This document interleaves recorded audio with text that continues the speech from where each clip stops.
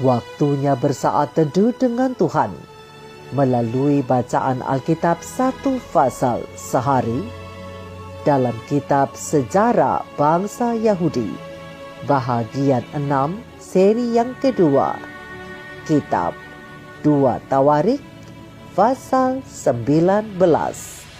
Pelihat Yehu menegur Raja Yosafat, dan Yosafat mengangkat hakim-hakim.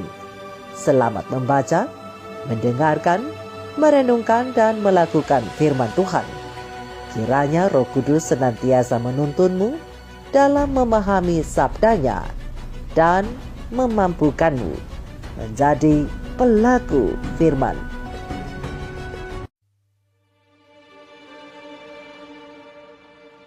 Yosafat, Raja Yehuda, pulang dengan selamat ke istananya di Yerusalem. Ketika itu, Yehu bin Hanani, pelihat itu, pergi menemuinya dan berkata kepada Raja Yosafat, "Sewajarnyakah engkau menolong orang fasik dan bersahabat dengan mereka yang membenci Tuhan? Karena hal itu Tuhan murka terhadap engkau. Namun masih terdapat hal-hal yang baik padamu, karena engkau menghapuskan tiang-tiang berhala dari negeri ini dan mencari Allah dengan tekun." Yosafat diam di Yerusalem.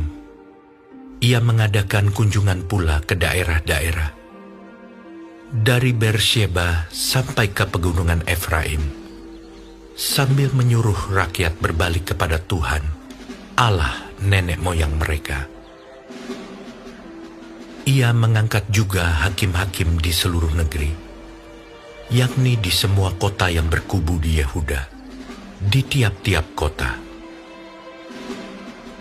Berpesanlah ia kepada hakim-hakim itu, "Pertimbangkanlah apa yang kamu buat, karena bukanlah untuk manusia kamu memutuskan hukum, melainkan untuk Tuhan yang ada beserta kamu bila kamu memutuskan hukum. Sebab itu, kiranya kamu diliputi oleh rasa takut kepada Tuhan. Bertindaklah dengan seksama, karena berlaku curang, memihak ataupun menerima suap tidak ada pada Tuhan Allah kita."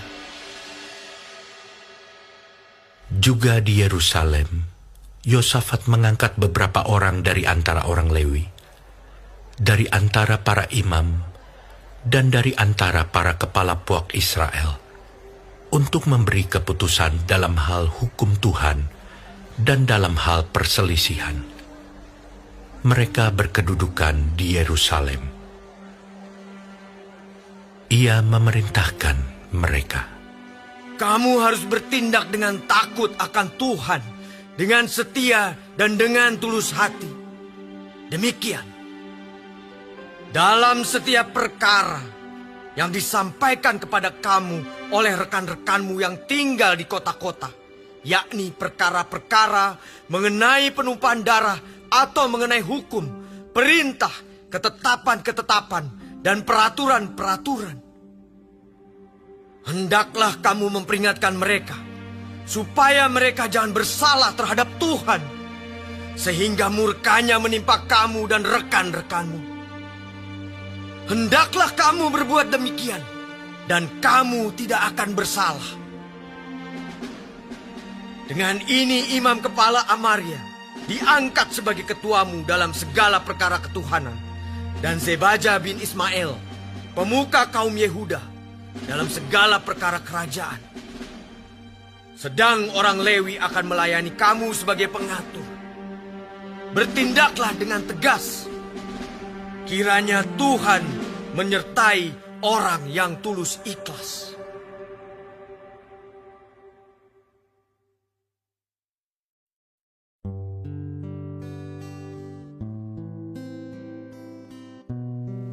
Kita telah menyelesaikan bacaan Alkitab 1 pasal sehari dalam kitab 2 Tawarik pasal yang ke-19. sedikit perenungan mengenai pasal ini tentang bekerja dengan benar bersama pena ilham ilahi roh nubuat para nabi dan raja halaman 112 alinea ketiga sampai halaman 113 alinea ketiga. Terang kecil ini menjelaskan, dari medan pertempuran yang berbahaya itu, Yosafat pulang ke Yerusalem. Ketika ia hampir sampai di kota, Nabi Yehu datang memberikan amaran perbaikan kepadanya. Wajarkah engkau menolong orang fasik dan bersahabat dengan mereka yang membenci Tuhan? Karena hal itu, Tuhan murka terhadap engkau. Namun masih terdapat hal-hal yang baik padamu, karena engkau menghapuskan tiang-tiang berhala dari negeri ini dan mencari Allah dengan tekun. Terang besar Alkitab 2 Tawarik 19 ayat 2 dan 3. Tahun-tahun terakhir dalam pemerintahan Yosafat, sebagian besar dipergunakan untuk memperkuat pertahanan nasional dan kerohanian Yehuda. Ia mengadakan kunjungan pula ke daerah-daerah dari Bersheba sampai ke pegunungan Efraim, sambil menyuruh rakyat berbalik kepada Tuhan Allah nenek moyang mereka. Terang besar Alkitab 2 Tawarik 19 ayat 4. Salah satu langkah penting yang dilakukan raja ialah membangun dan mendirikan ruangan-ruangan pengadilan yang cukup baik. Ia mengangkat juga hakim-hakim di seluruh negeri, yakni di semua kota yang berkubu di Yehuda, di tiap-tiap kota. Berpesanlah Yosafat kepada hakim-hakim itu, pertimbangkanlah apa yang kamu buat, karena bukanlah untuk manusia kamu memutuskan hukum, melainkan untuk Tuhan yang ada beserta kamu. Bila kamu memutuskan hukum, sebab itu kiranya kamu diliputi oleh rasa takut kepada Tuhan. Bertindaklah dengan saksama, karena berlaku curang, memihak ataupun menerima suap tidak ada pada Tuhan Allah kita. Terang besar Alkitab 2 Tawarik 19 ayat 5 sampai 7. Sistem peradilan disempurnakan dengan didirikannya suatu halaman pengadilan umum di Yerusalem, di mana Yosafat mengangkat beberapa orang dari antara orang Lewi, dari antara para imam dan dari antara para kepala puak Israel untuk memberi keputusan dalam hal hukum Tuhan dan dalam hal perselisihan. Terang besar Alkitab 2 Tawarik 19 ayat 8. Sang raja memperingatkan agar para hakim ini berlaku setia. Kamu harus bertindak dengan takut akan Tuhan, dengan setia dan dengan tulus hati. Perintahnya kepada mereka, dalam setiap perkara yang disampaikan kepada kamu oleh rekan-rekanmu yang tinggal di kota-kota, yakni perkara-perkara mengenai penumpahan darah atau mengenai hukum, perintah, ketetapan-ketetapan dan peraturan-peraturan, hendaklah kamu memperingatkan mereka supaya mereka jangan bersalah terhadap Tuhan, sehingga murkanya menimpa kamu dan rekan-rekanmu. Hendaklah kamu berbuat demikian dan kamu tidak akan bersalah. Dengan ini, imam kepala Amaria diangkat sebagai ketuamu dalam segala perkara ketuhanan, dan Zebaja bin Ismail pemuka kaum Yehuda dalam segala perkara kerajaan. Sedangkan orang Lewi akan melayani kamu sebagai pengatur. Bertindaklah dengan tegas, kiranya Tuhan menyertai orang yang tulus ikhlas. Terang besar Alkitab 2 Tawarik 19 ayat 9 sampai 11. Dalam menjaga hak-hak asasi dan kemerdekaan rakyatnya, dengan saksama Yosafat menegaskan pertimbangan bahwa setiap anggota keluarga umat manusia menerima keadilan Allah yang memerintah segala sesuatu. Allah berdiri dalam sidang ilahi, di antara para Allah ia menghakimi, dan orang-orang yang diangkat menjadi hakim di bawah kuasanya hendaknya memberi keadilan kepada orang yang lemah dan kepada anak yatim. Mereka sepatutnya membela hak orang sengsara dan orang yang kekurangan dan meluputkan orang yang lemah dan yang miskin, melepaskan mereka dari tangan orang fasik. Terang besar Alkitab, Mazmur 82 ayat 1, ayat 3, dan ayat yang keempat.